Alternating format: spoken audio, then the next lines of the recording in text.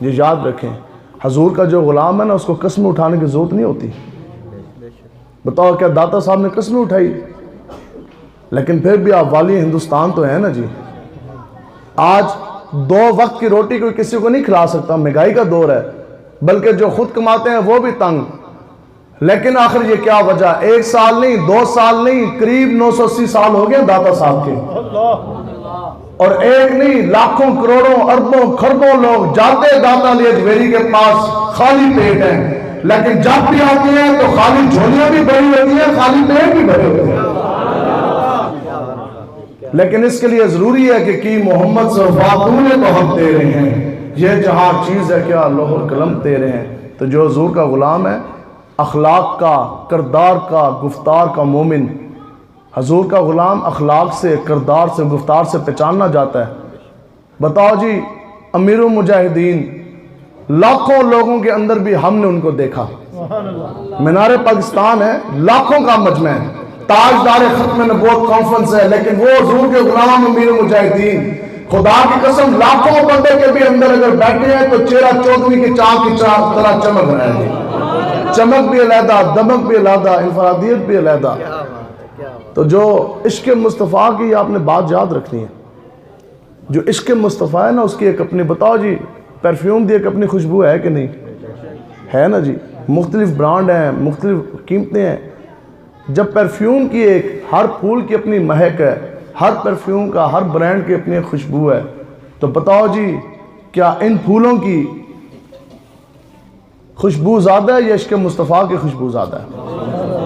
ہو حضور کا غلام تو اس سے عشق مصطفیٰ کی خوشبو آپ کو لازمی آئے گی، اور یہ ایمان تقویٰ کی یہ مہک ہے، یہ خوشبو ہے۔ اور عشق مصطفیٰ کیا ہے؟ سب سے جو ادنا درجہ نا، جہاں سے عشق شروع ہوتا ہے، وہ یہ ہے کہ انسان اپنی ہستی، اپنا تشخص عشق مصطفیٰ کے اندر بھلا بیٹھتا ہے۔ حضرت ظاہر رضی اللہ تعالیٰ عنہ، آپ صحابی رسول ہیں، آقا و مولا نے ایک مرتبہ آپ کو پیار سے نا ذوالجدین کے نام سے پکارا، یعنی 2 ہاتھوں والا۔ تو پوری زندگی آپ نے اپنا تعارف ہی یہ کرایا، کوئی پوچھتا تھا نام کیا ہے، آپ آگے سے فرماتے تھے ذوالجدین۔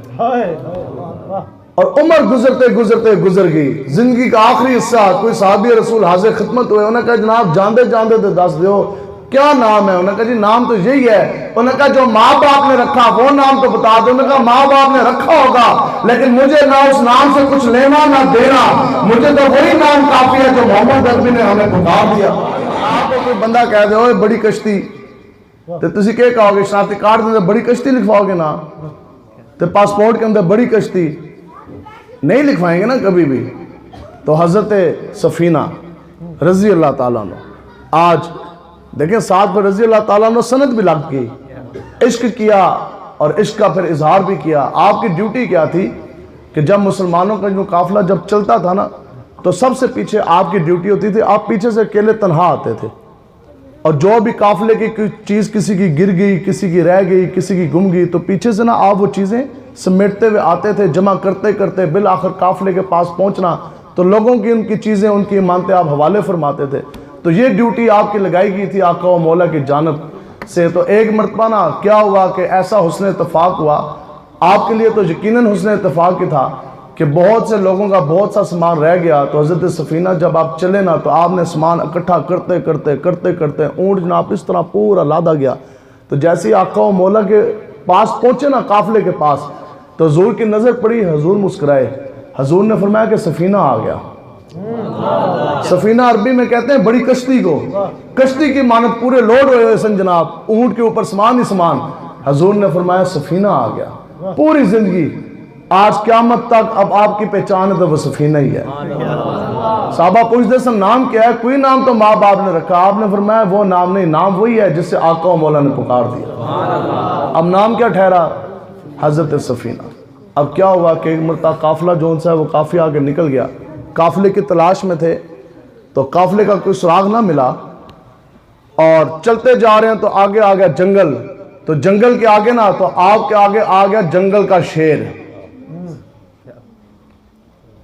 جنگل کے شیر، حقیقی شیر کی بات ہو رہی ہے، اس شیر کی بات نہیں ہو رہی کہ جو دوائی لینے باہر جائے تو پھر واپس ہی نہ آئے، تو کاغذی شیر دی بھی گل نہیں ہو رہی۔ یہ صحیح حقیقی شیر کی بات ہو رہی ہے جو جنگل کا بادشاہ جس کو ببر شیر تے شیر کہندے نے، تے آپ کے سامنے آ گیا جی شیر، تے بتاؤ جی کوئی بندہ کسی چڑیا گھر یا زو میں گیا ہوئے تو جتنا بھی وہ کہے جی میں بڑا غلام آتے وہ شیر دے پنجرے دے اندر چھال مار سکتا ہے؟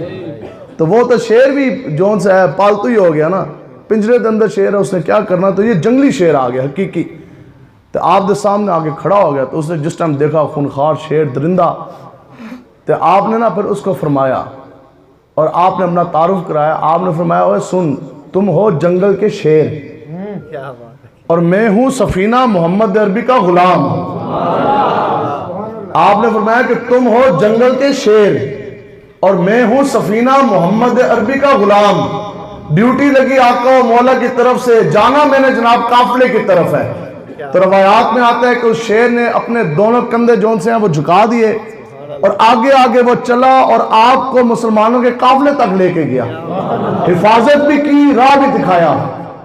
اب یہاں ایک سوال پیدا ہوتا ہے، علماء نے کمال کا یہاں جملہ نقطہ بیان فرمایا، علماء کہتے ہیں بھئی دسو شیر کس طرح مسلمانوں تک پہنچ گیا؟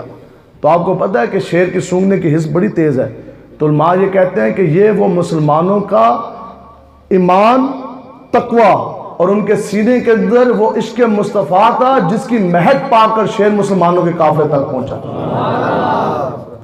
یہ خوشبوئیں ہیں اور یہ مہکیں ہیں جو صرف اور صرف آقا و مولا کے عشق مصطفیٰ پر ہی ان کا اسی پہ دار و مدار ہے، انہی کی ہی وجہ سے یہ ممکن ہے۔ تو جس طرح عشق مصطفیٰ کی ایک مہک ہے نا، ایک خوشبو ہے، اسی طرح بغض مصطفیٰ کی بھی بدبو ہے۔ وہ کیا ہے کہ عتبہ گستاخ، اس نے آپ کو سمجھانے کے لیے ہے تو جملہ بہت، اس نے صرف اور صرف حضور علیہ السلام کی ایک لمحے کے لیے اس نے بے ادبی کی، اور کی کیا کہ آقا و مولا ایک سمت کھڑے تھے تو سمت نہ اس نے اپنے منہ سے وہ نکالا تھوک۔ اب رحمت العالمین حضور نے جلال فرمایا اور حضور نے فرمایا کہ ان قریب اللہ اپنا ایک شیر جو ہے نا تیرے اوپر مسلط فرمائے گا۔ اب کیا ہوا کہ وہ جب تجارت کے قافلے کے لیے جا رہا تھا، نال اس دا پیو بھی ایسے، ابو لہب تو بڑے بڑے سردار سن، بہت پیسے والے مالدار لوگ، تو اس کو یہ پتہ تھا کہ آقا و مولا نے فرمایا کہ اللہ تعالیٰ تیرے اوپر کوئی شیر جون سا ہے وہ مسلط فرمائے گا۔ تو کیا ہوا کہ رات کو جب وہ رکے، انہوں نے بسیرا وہاں کیا تو اس کے گرد باقاعدہ پہرا لگایا گیا، عتبہ کے گرد۔ عتبہ کے گرد کئی دن گزر گئے اس بات کو، لیکن عتبہ نو پتہ سی کہ حضور نے فرمایا تو پھر گل تو ہو کے رہنی۔ تو جدو ستیا نا جناب اس کے گرد باقاعدہ پیرا لگا، پیرا لگ کر سائیڈ پہ باقاعدہ اونچا اونچا سامان رکھا گیا، سائیڈ پہ پہرے دار جناب کھڑے کر دیے گئے، لیکن رات جیسے جیسے گزری تو ساروں پہ نیند کا غلبہ آیا، عتبہ بھی سو گیا اور وہ بندے بھی سو گئے۔ اب کیا ہوا کہ اب جنگل سے پھر ایک شیر آیا، شیر آیا، اس نے ہر کسی کو سونگا، لیکن اسے وہ گستاخی اور بغض مصطفیٰ کی بو نہیں آئی۔ جاتے جاتے پھر جب اس نے سونگا نا عتبہ کو تو اسی جگہ اس کے چیر پھاڑ کے رکھ دی۔ تو اس لیے آپ لوگ تو خوشبو والے لوگ ہیں نا جی انشاءاللہ، تو اس لیے جان جاتی ہے تو چلی جائے، لیکن آقا و مولا کی غلامی کے عذاب نہ جانے پائے۔ ہم نے آقا و مولا کے چمکتے دین کے ساتھ کھڑے ہوں گے نا جی انشاءاللہ۔ عشق مصطفیٰ خالی منہ سے کہہ کلانے سے تو نہیں ہوتا نا جی۔ اس وقت بھی منافق ایسن بڑے بڑے اور بڑے بڑے ان کے دعوے تھے، وہ یہ کہتے تھے جی ہم بہت بڑے عاشق رسول، ہم بہت بڑے غلام۔ بتاؤ جی آج بھی لوگ یہ کہتے ہیں کہ ہم مدینہ کی ریاست کے دعوے دار، جو انسان خاتم النبیین بھی نہ کہہ سکا وہ عقیدہ ختم نبوت کی بات کس طرح کر سکتا؟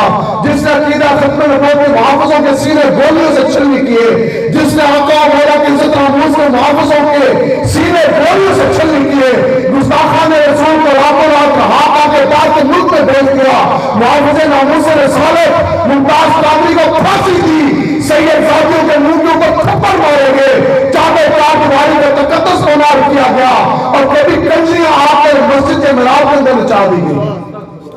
یہ لوگ کہتے ہیں کہ ہم نظام مصطفیٰ کا نفاذ کریں گے۔ جو انسان اپنا چہرہ بھی فرمان مصطفیٰ کے مطابق نہ بنا سکا، جو انسان 5 سے 6 فٹ کے وجود کے اوپر بھی رسول اللہ کے دین کا نفاذ نہ کر سکا، جس کے گھر کے اندر قرآن نہیں، جس کے دفتر میں اسلام نہیں، اور جس کے صفوں میں کوئی اسلام کا ماننے والا نہ بیٹھا ہو، وہ ملک پاکستان میں کس طرح اسلام کا نفاذ کرے گا؟ تو یہ ظالم ہے، آپ نے ان کے ساتھ نہیں کھڑے ہونا. خدا کی قسم میں مسجد میں آپ کو بیٹھ کے کہہ رہا، اللہ تبارک و تعالیٰ ہمیں نہیں، اللہ تعالیٰ ہماری نسلوں کو بھی مان کو موت نہ دے. ان سے بڑھ کر کائنات میں ظالم کوئی نہیں. وہ انسان بڑا ظالم ہے جس نے مجھے تھپڑ مارا، یا وہ بڑا ظالم ہے جس نے میرے گھر میں ڈاکہ ڈالا، یا وہ بڑا ظالم ہے جس نے ممتاز قادری صاحب کو پھانسی دی، یا وہ بڑا ظالم ہے اور وہ بڑا ڈاکو ہے جس نے عقیدہ ختم نبوت کے اوپر ڈاکہ ڈالا. آج یہ کہتے ہیں کہ 2-4 پرچے دے جانے کے بعد حضور علیہ السلام کو غلاموں کی راہیں گے روک لیں گے.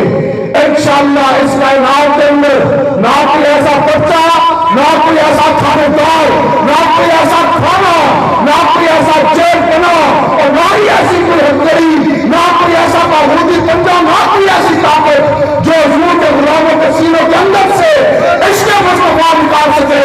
بڑی سے بڑی قوت بھی آ جائے، انشاءاللہ آپ کو میرے عزتدار مسلم پہرے داری نظام مصطفیٰ کے نفاذ سے ہم ایک انچ بھی کسی صورت پیچھے نہیں ہٹیں گے انشاءاللہ.